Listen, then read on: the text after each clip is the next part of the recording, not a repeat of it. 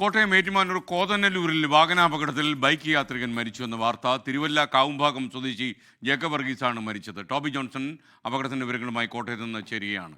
Toby, good morning. സങ്കടകരമായ വാർത്തയാണല്ലോ, പറയൂ. തീർച്ചയായിട്ടും SKN, ഇന്ന് പുലർച്ചെ ഏകദേശം 5 മണിയോടുകൂടിയാണ് ഈ അപകടം ഉണ്ടായത് എന്നാണ് നമുക്ക് മനസ്സിലാക്കാൻ സാധിക്കുന്നത്.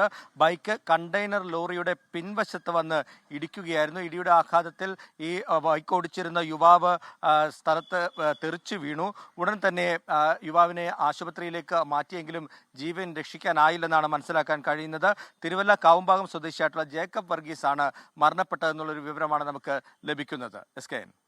ലോകത്തെവിടെയായാലും ഏത് സമയത്തും 24 വാർത്തകളും ഓഗ്മെന്റഡ് റിയാലിറ്റി പാക്കേജുകളും എക്സ്പ്ലെയിനറുകളും വിശദമായി കാണാൻ ഞങ്ങളുടെ യൂട്യൂബ് ചാനൽ നിങ്ങൾക്ക് സബ്സ്ക്രൈബ് ചെയ്യാം.